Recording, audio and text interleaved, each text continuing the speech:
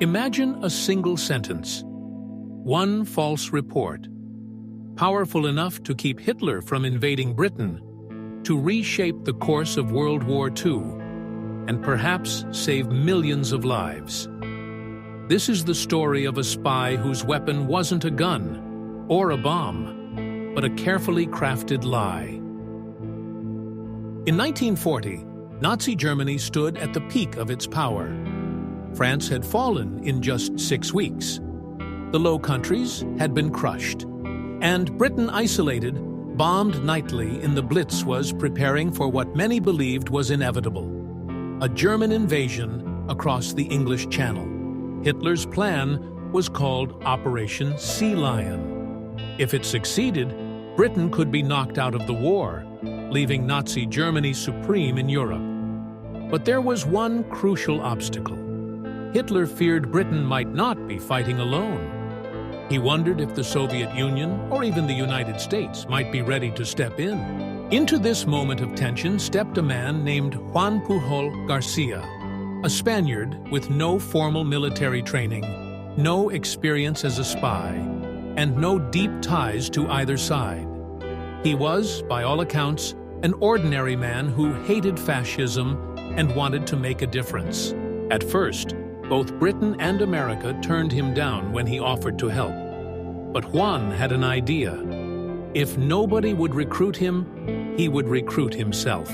On his own, Pujol approached the Germans and pretended to be a loyal Nazi supporter. They accepted him and instructed him to build a spy network in Britain. There was only one problem. Juan wasn't in Britain. He was in Lisbon, Portugal. So he invented the entire thing.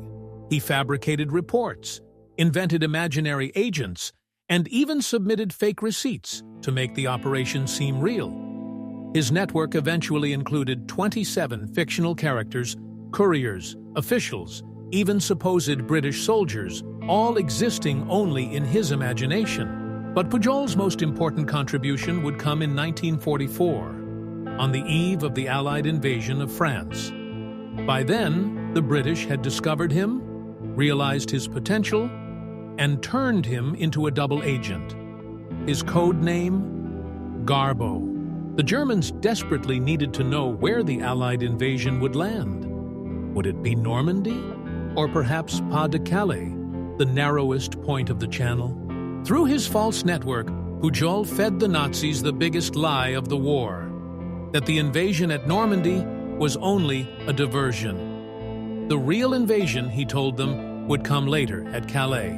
The deception worked. Hitler, convinced by Pujol's reports, refused to release critical reinforcements to Normandy.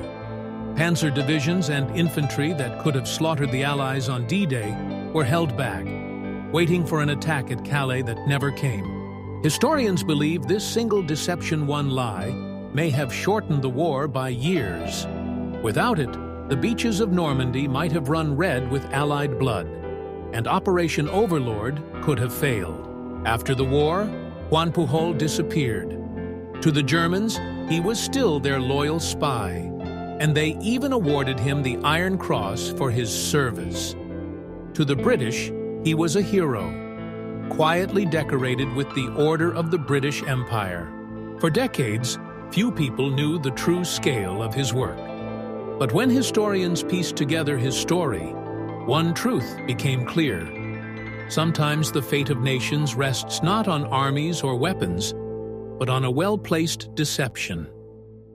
The tale of Juan Pujol Garcia Garbo reminds us of the strange, shadowy power of intelligence work. His single lie helped prevent disaster, saved untold lives, and changed the outcome of the most destructive war in human history.